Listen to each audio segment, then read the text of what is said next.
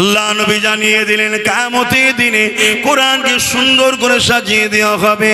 ওই কোরআন আল্লাহ পাকের আরশে আজিমের নিচে যেতে লাগবে, হাঁটাহাঁটি করতে লাগবে। মন দিয়ে শোনেন, মন দিয়ে শোনেন। এ যুবক, হালকা বয়সে ভুল করে ফেলেছো, কিন্তু কোরআনের দুশ্মনী যদি না করো, এখনো তোমার রাস্তা রয়েছে। মন দিয়ে শোনো, ওই কোরআনকে আল্লাহ বলতে লাগবে, এ আমার কালামুল্লাহ, আজকের কঠিন দিনেতে, যেদিন বাপ ছেলের নয়, ছেলে বাপের নয়, মা মেয়ের নয়, মেয়ে মায়ের নয়, স্বামী স্ত্রীর নয়, স্ত্রী স্বামীর নয়, কেউ কারো হবে না। দাদাকে পাওয়া যাবে না, দিদিকে পাওয়া যাবে, ওইখানে কারো দাদাগিরি চলবে না। এই কঠিন দিনে আল্লাহ নবী জানিয়ে দিলে, যারা দুনিয়ার বুকে কোরআনকে মহব্বত করেছে, কোরআনকে সিনায় লাগিয়েছে, কোরআনের জন্য কথা বলেছে, কোরআনের জন্য লড়াই করেছে, কোরআনের পক্ষে দাঁড়িয়েছে, আমি রাসূলুল্লাহ জানিয়ে দিলাম, কিয়ামতের দিনে কোরআন তাদের জন্য বলবে, আল্লাহ দুনিয়ায় যারা আমাকে মহব্বত করেছিল, আজকে আমি তাদেরকে জান্নাতে দেখতে চাই। এখানে ছেলে বাপের হয়নি, বাপ ছেলের হয়নি, মা মেয়ের হয়নি, স্বামী স্ত্রীর হয়নি, কেউ কারো হয়নি। এই দিনেতে আমি কোরআন আপনার কাছে আশা রাখছি, আল্লাহ আমার প্রেমিকদেরকে জান্নাতে দেখতে চায়। আল্লাহ রসুল জানিয়ে দিলে, কোরআনের প্রত্যেকটা পক্ষে যারা থাকবে, আমার আল্লাহ কোরআনের খাতিরে তাদেরকে জান্নাতি করে দেবে। আরো জোরে বলুন সুবহান। এই জায়গায় দাঁড়িয়ে থেকে আমি আমার নবীর উম্মতদের, আমি আমার নবীর উম্মতিদেরকে সজাগ করানো দরকার আছে না নাই? হিন্দু ভাইয়েরা, তারা তাদের ধর্ম, তাদের ধর্মগ্রন্থ তাদের কাছে, আমি তাদের ধর্মগ্রন্থের পক্ষে বিপক্ষে কোনো কথা বলা পছন্দ করি না। আদিবাসীরা, তারা তাদের ধর্ম, তাদের ধর্মগ্রন্থ তাদের কাছে, যার ধর্ম তার কাছের পক্ষে বিপক্ষে আমি বলা পছন্দ করি না। ঠিক তেমনি আমার কোরআন আমার কাছে, আমার কোরআনের বিরুদ্ধে কেউ কথা বলবে, এটা আমি কেন পছন্দ করব? তাহলে নবিয়ানা মেম্বারে, কোরআনের মেম্বারে মানুষকে তো জানানো দরকার। কি হলো, এত কি জমা দিচ্ছিস, সময় কোথায় রে বাবা? হ্যাঁ, ও দোয়া চেয়েছে, দোয়ার সাথে নজরানা নেই, বুঝতে পারিনি তো। শুনছেন তো? হ্যাঁ, বলো তো, হাত পেতে নাকি টাকা লি। এই হাত পেতে টাকা কই? কাগজ তো দিচ্ছে, বলে না? আর তুই একবার হাত পা থুতু ছাড়া অন্য কিছু দেবে না। তো ভাইরা আমার, আমি মূল জায়গা থেকে সরে যাচ্ছি। তাহলে আজকে কেউ যদি বলে কোরআন শেষ হয়ে যাবে, আমার উন্নতি শেষ হবে না, এই কথাটা যে বলবে, সে কোরআনের বন্ধু না দুশমন? সে কোরআনের পক্ষে না বিরুদ্ধে? তুমি কোরআন মানো কি না মানো আমার জানার দরকার নেই। তোমার কি পছন্দটা তোমার কাছে, কিন্তু আমার কোরআনের বিরুদ্ধে তোমাকে বলার অধিকার কে দিল, এর জবাব আমাদেরকে দেওয়া দরকার আছে না নাই? এটা যদি আমি আমার জাতিকে শিক্ষা দিই যে কোরআন শেষ হয়ে যাবে বলবে, তার সাথ তোমরা দিও না, তাকে তোমরা ভোট দিও না, তাকে তোমরা সহযোগিতা করো না। কেন? তোমার ভোটে সে ক্ষমতায় বসে, তোমার ভোটে সে জেতে, তোমার ভোটে তার পাওয়ার হয়ে তার ডায়ে বায়ে পুলিশ নিয়ে খুঁজছে, তাই সে কোরআনের মতো কিতাবের বিরোধী করার সাহস দেখাচ্ছে। আজকে বাংলার অলিতে গলিতে ঘুরে বলেছিলাম এই কথা, রাজ্যের প্রাক্তন মুখ্যমন্ত্রী মমতা ব্যানার্জি বলেছে, জানেন তো নাকি? আমার মায়েরা জানে তো নাকি? মমতা ব্যানার্জি বলেছে কোরআন শেষ হয়ে যাবে, আমার উন্নতি শেষ হবে না। এই কথাটা সত্য বলেছে না মিথ্যা বলেছে? ও দুদিন পরে মরে কোন জাহান্নামে যাবে কোনো ঠিক নেই, ও বলছে কোরআন মিটে যাবে। শুনছেন? আপনারা মেনে নেবেন। এবারে যদি আপনারা ওকে সাপোর্ট করেন, তার মানে আপনি ওর কথাটাকেও মেনে নিলেন। তাহলে এর বিরুদ্ধে ঐক্যবদ্ধ হওয়া, এর বিরুদ্ধে ভোট দেওয়া, এটা জাতিকে জানিয়ে দেওয়া। এইটাকে কেউ যদি বলে ধর্মের মাহফিলের রাজনীতি করছে, এই রাজনীতি ধর্মীয় মাহফিলে একবার নয় 1,00,000 বার করতে আমি রাজি আছি। আপনাদের অসুবিধা আছে? বলবেন বাপের অসুবিধা আছে? আপনাদের কি দিল একটু কাঁদে না?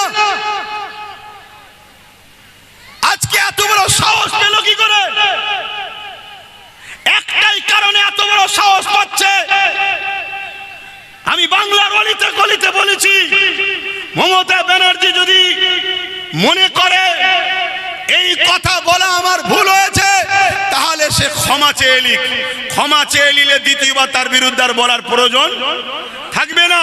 কিন্তু সে ক্ষমা চেয়েছে, আওয়াজ দিয়ে বলুন চেয়েছে। আমরা কি তাকে ক্ষমা করব? যদি ক্ষমা করি, কিয়ামতের দিন কোরআনের শাফাআতও পাবেন না। মনে রাখবেন, সে যদি ক্ষমা চাইতো আলাদা কথা, চলো বাবা মিস্টেক হয়ে গেছে, ভুল বলে ফেলেছে, ক্ষমা চেয়েছে। কিন্তু এত বড় অহংকার, শয়তানের কত বড় অহংকার দেখুন। কেন ক্ষমা চাইনে?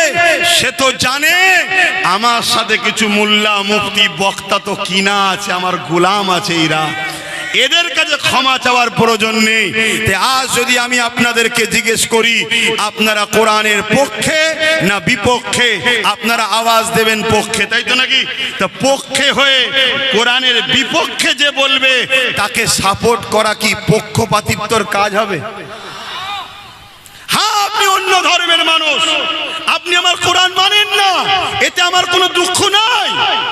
আরো লক্ষ কোটি হিন্দু ভাইরা আছে, তাদের সাথে আমাদের ভাইচারা, বন্ধুত্ব, ভাই ভাই মিল মোহাব্বত আছে না নাই? হিন্দুরা আমাদের ভাই না ভাই নয়? অবশ্যই তারা যে আমাদের ভাই বোন। এসসি এসটিরাও আমাদের ভাই বোন। কেন? সবাই বাপ আদম মা হাওয়ার সন্তান। কিন্তু দুঃখের বিষয়, কেউ কি আমার ইসলামের বিরুদ্ধে বলে? কিন্তু কেউ যদি ইসলামের বিরুদ্ধে বলে, তার থেকে দূরে থাকা দরকার আছে না নাই?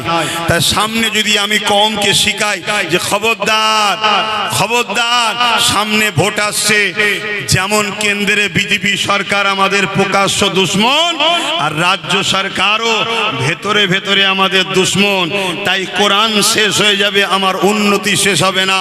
এটা বলে গোলামগুলোকে চেক করলো যে কারা কারা আমার গোলাম আছে, একটু দেখি। শুনছেন?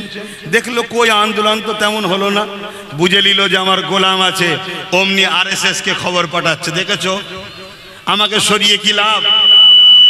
আমি এদের ভোটে জিতি আর এদের কোরআনকে আঘাত করি, এরা তারপরও আমার ছেড়ে যেতে পারবে না। কেন? এদেরকে আমি বিজেপির ভয় দেখাবো।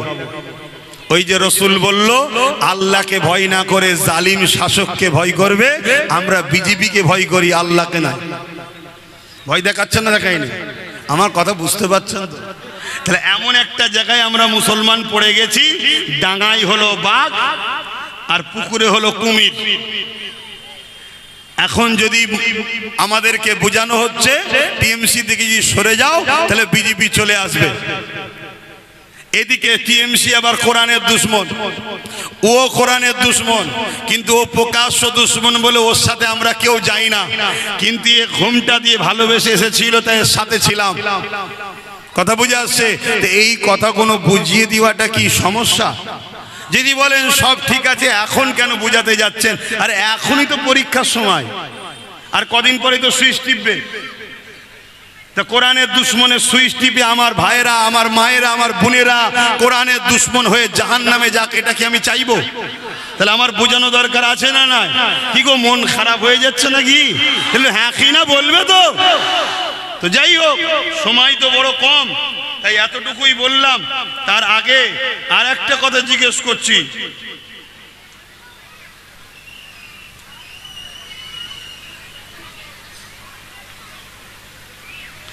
হ্যাঁ, যিনি বলছে তিনার সাথে আমাকে পার্সোনাল যোগাযোগ করান।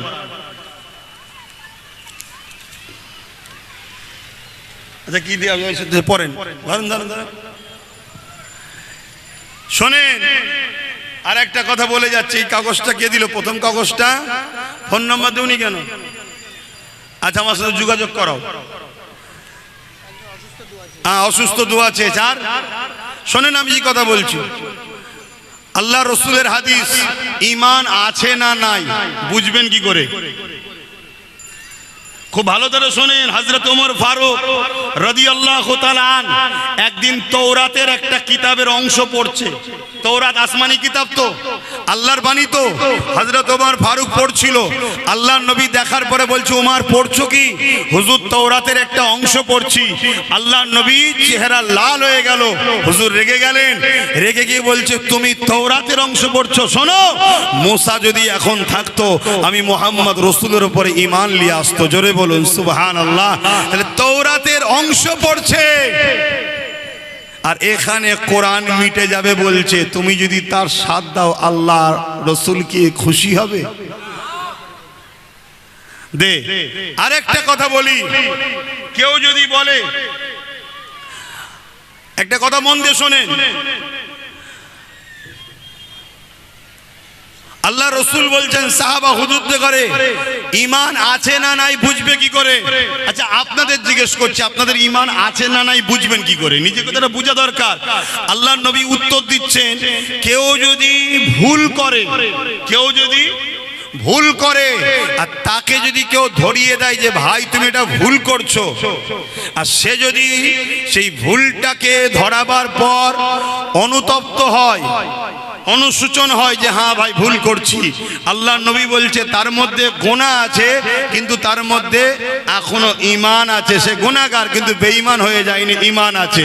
আর কাউকে ভুল ধরাবার পর সে যদি মিজাজ লায়, আরে রাখ তো সব কথা, আল্লাহ রসুল বলছে তার মধ্যে ঈমান নাই। এক নম্বর।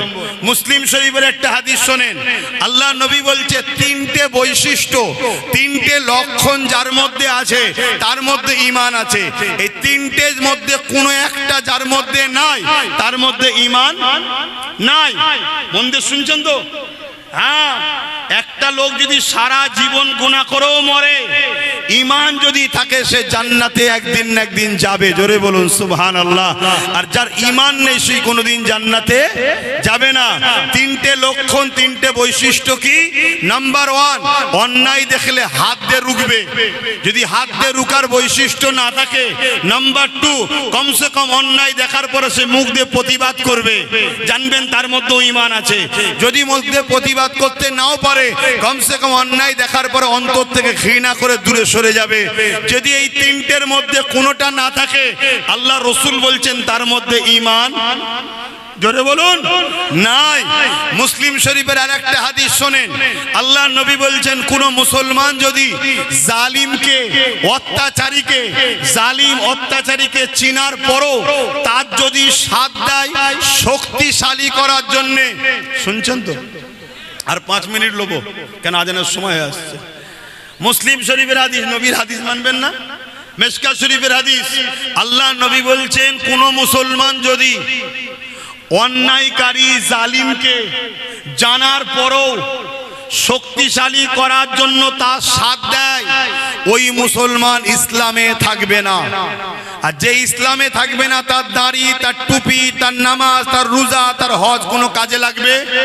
তাহলে আজ আমি জানতে চাইছি, যদি কেউ আইন তৈরি করে, যদি কেউ নয়, কেন্দ্রের বিজেপি শিক্ষা দিয়েছে, কোরআন রিসালাতের শিক্ষা দিয়েছে, কোরআন মা বাপকে সম্মান দেওয়ার শিক্ষা দিয়েছে, কোরআন এতিমের হক দিবার কথা বলেছে, কোরআন বিধবাদের মর্যাদা দিবার কথা বলেছে, কোরআন মানুষকে ভালোবাসার কথা বলেছে, কোরআন ভ্রাতৃত্বের কথা বলেছে, কোরআন ঐক্যের কথা বলেছে, কোরআন পিপাসিত মানুষের পিপাসা মিটাতে বলেছে, কোরআন ক্ষুধার্ত মানুষকে খানা খাওয়াতে বলেছে, কোরআন গরিব দুঃখীকে সাহায্য করলে কিয়ামতের দিনে জান্নাত পাওয়া যাবে বলেছে।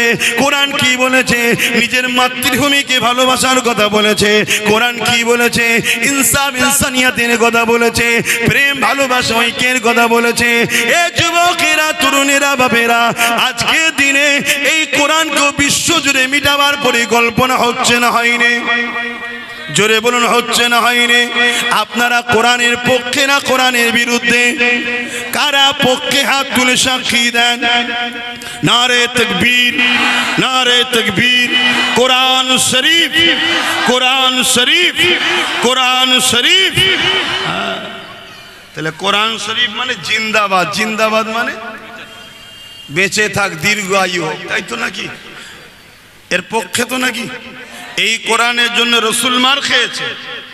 এই কোরআন ইনসাফ, ইনসানিয়াত, প্রেম, ভ্রাতৃত্ব, ঐক্য, ভালো ভালোবাসা, সম্প্রীতি, সৌহার্দ্য, মানববন্ধন এই শিক্ষা দিয়েছে।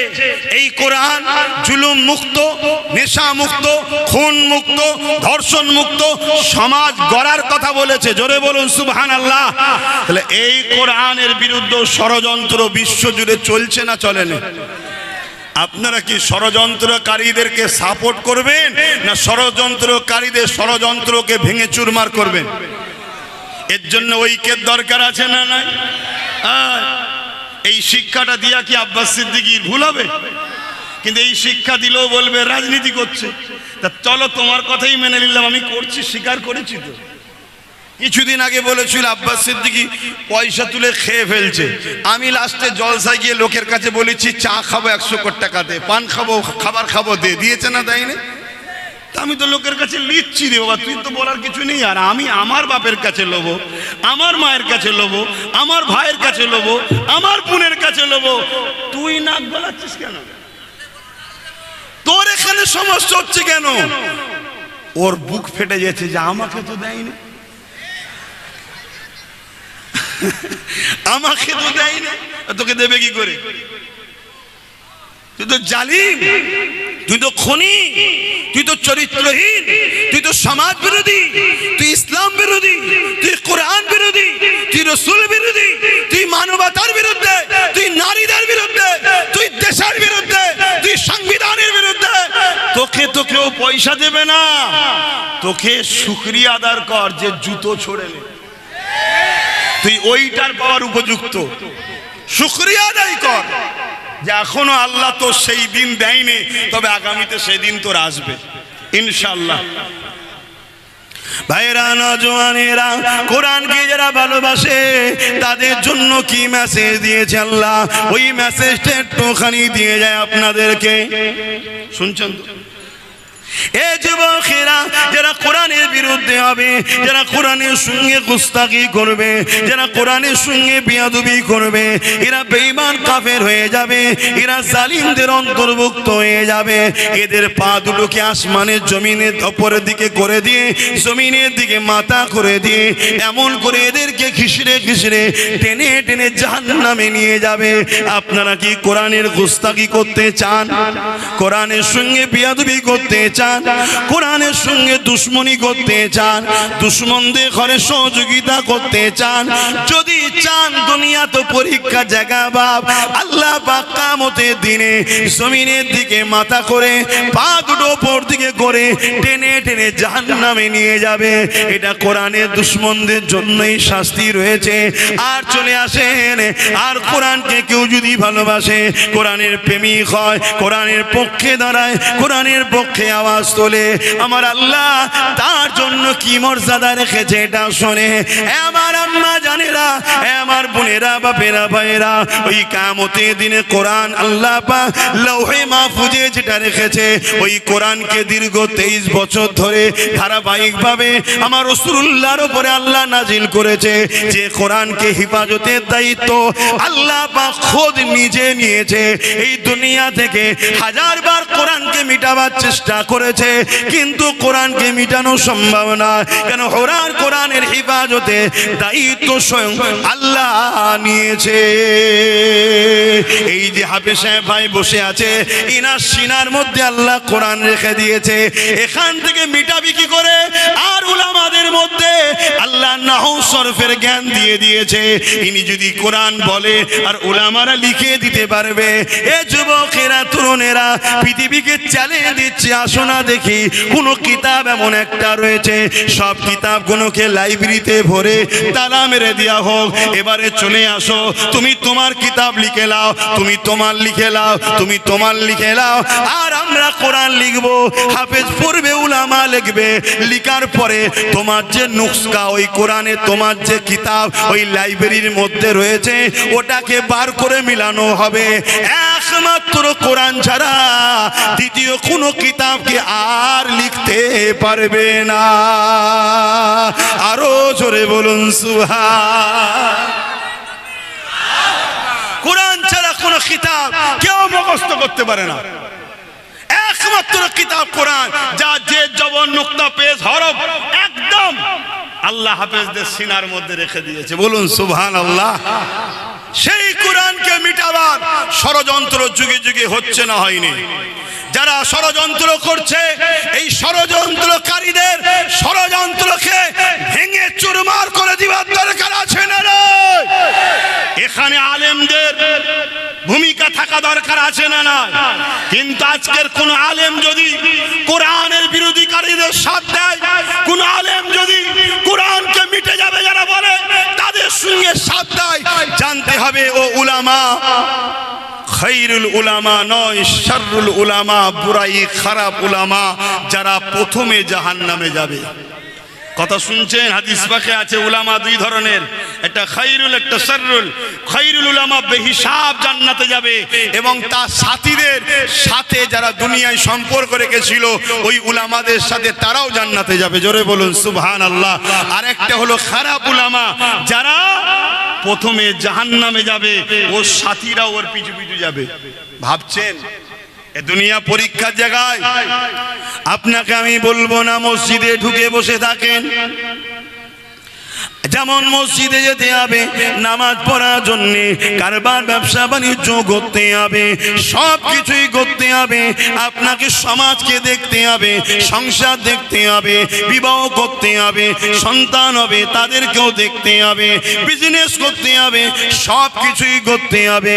কিন্তু আপনি যদি আখিরাতের বিশ্বাসী হন, আল্লাহর বিশ্বাসী হন, আমি আপনাকে বলবো আপনি কোরআনের রাস্তায় চলুন। হ্যাঁ, রাষ্ট্রনীতি করতে হবে, রাজনীতিও করতে হবে। আপনি না করলে অন্যজন দখল করে নেবে, আপনার বাচ্চা কোনো গোলাম হয়ে যাবে, অন্য ছেলে আইএস অফিসার হবে, আপনার ছেলে মিথ্যা কেসে জেলে যাবে, অন্য ছেলে জজ হবে, আপনার ছেলে জুলুম না করেও কেস খেয়ে যাবে, অন্যের ছেলে ডাক্তার হবে, আপনার ছেলে চিকিৎসা ভাবে মারা যাবে, অন্যের ছেলে উকিল হবে, আপনার ছেলের পক্ষে কেউ দাঁড়াবে না।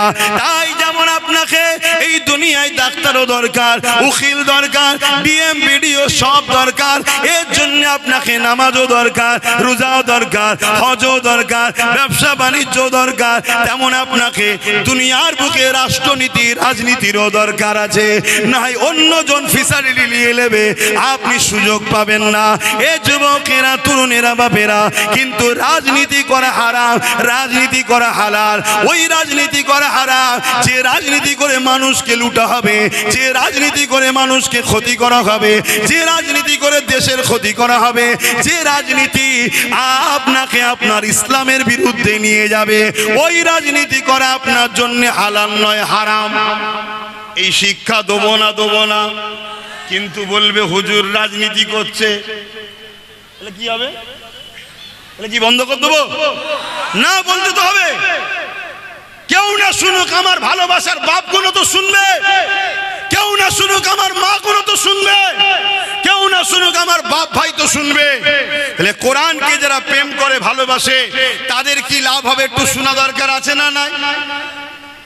আল্লাহ নবী জানিয়ে দিলেন কিয়ামতের দিনে কোরআনকে সুন্দর করে সাজিয়ে দেওয়া হবে। ওই কোরআন আল্লাহ পাকের আরশে আজিমে নিচে যেতে লাগবে, হাঁটাহাঁটি করতে লাগবে। মন দিয়ে শোনেন, মন দিয়ে শোনেন। এ যুবক, হালকা বয়সে ভুল করে ফেলেছো, কিন্তু কোরআনের দুশ্মনী যদি না করো এখনো তোমার রাস্তা রয়েছে। মন দিয়ে শোনো, ওই কোরআনকে আল্লাহ বলতে লাগবে, এ আমার কালামুল্লাহ, আজকের কঠিন দিনেতে যেদিন বাপ ছেলের নয়, ছেলে বাপের নয়, মা মেয়ের নয়, মেয়ে মায়ের নয়, স্বামী স্ত্রীর নয়, স্ত্রী স্বামীর নয়, কেউ কারো হবে না। দাদাকে পাওয়া যাবে না, দিদিকে পাওয়া যাবে, ওইখানে কারো দাদাগিরি চলবে না। এই কঠিন দিনে আল্লাহ নবী জানিয়ে দিলে যারা দুনিয়ার বুকে কোরআনকে মহব্বত করেছে, কোরআনকে সিনায় লাগিয়েছে, কোরআনের জন্য কথা বলেছে, কোরআনের জন্য লড়াই করেছে, কোরআনের পক্ষে দাঁড়িয়েছে, আমি রাসূলুল্লাহ জানিয়ে দিলাম কিয়ামতের দিনে কোরআন তাদের জন্য বলবে, আল্লাহ দুনিয়ায় যারা আমাকে মহব্বত করেছিল আজকে আমি তাদেরকে জান্নাতে দেখতে চাই। এখানে ছেলে বাপের হয়নি, বাপ ছেলের হয়নি, মা মেয়ের হয়নি, স্বামী স্ত্রীর হয়নি, কেউ কারো হয়নি। এই দিনেতে আমি কোরআন আপনার কাছে আশা রাখছি, আল্লাহ আমার প্রেমিকদেরকে জান্নাতে দেখতে চায়। আল্লাহ রাসূল জানিয়ে দিলে কোরআনের প্রত্যেকটা পক্ষে যারা থাকবে আমার আল্লাহ কোরআনের খাতিরে তাদেরকে জান্নাতি করে দেবে। আরো জোরে বলুন সুবহান। এই জায়গায় দাঁড়িয়ে থেকে আমি আমার নবীর উম্মতদের, আমি আমার নবীর উম্মতিদেরকে সজাগ করানো দরকার আছে না নাই? হিন্দু ভাইয়েরা তারা তাদের ধর্ম, তাদের ধর্মগ্রন্থ তাদের কাছে, আমি তাদের ধর্মগ্রন্থের পক্ষে বিপক্ষে কোনো কথা বলা পছন্দ করি না। আদিবাসীরা তারা তাদের ধর্ম, তাদের ধর্মগ্রন্থ তাদের কাছে, যার ধর্ম তার কাছে পক্ষে বিপক্ষে আমি বলা পছন্দ করি না। ঠিক তেমনি আমার কোরআন আমার কাছে, আমার কোরআনের বিরুদ্ধে কেউ কথা বলবে, এটা আমি কেন পছন্দ করব? তাহলে নবিয়ানা মেম্বারে, কোরআনের মেম্বারে মানুষকে তো জানানো দরকার। কি হলো, এত কি জমা দিচ্ছি, সময় কোথায় রে বাবা? হ্যাঁ, ও দোয়া চেয়েছে, দোয়ার সাথে নজরানা নেই বুঝতে পারিনি তো, শুনছেন তো? হ্যাঁ বলো তো, হাত পেতে নাকি টাকা লি, এই হাত পেতে টাকা কই, কাগজ তো দিচ্ছে, বলে না? আর তুই একবার হাত পা থুতু ছাড়া অন্য কিছু দেবে না। তো ভাইরা আমার, আমি মূল জায়গা থেকে সরে যাচ্ছি। তাহলে আজকে কেউ যদি বলে কোরআন শেষ হয়ে যাবে, আমার উন্নতি শেষ হবে না, এই কথাটা যে বলবে সে কোরআনের বন্ধু না দুশমন? সে কোরআনের পক্ষে না বিরুদ্ধে? তুমি কোরআন মানো কি না মানো আমার জানার দরকার নেই, তোমার কি পছন্দটা তোমার কাছে, কিন্তু আমার কোরআনের বিরুদ্ধে তোমাকে বলার অধিকার কে দিল, এর জবাব আমাদেরকে দেওয়া দরকার আছে না নাই?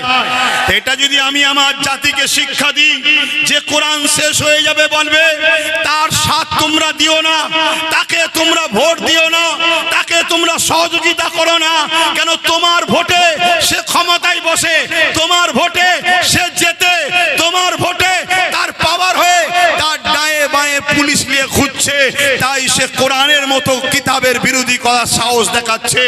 আজকে বাংলার অলিতে গলিতে ঘুরে বলেছিলাম এই কথা, রাজ্যের প্রাক্তন মুখ্যমন্ত্রী মমতা ব্যানার্জি বলেছে, জানেন তো নাকি? আমার মায়েরা জানে তো নাকি?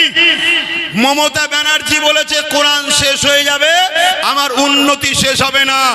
এই কথাটা সত্য বলেছে না মিথ্যা বলেছে?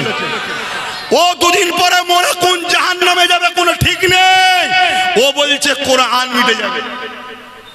শুনছেন? আপনারা মেনে নেবেন।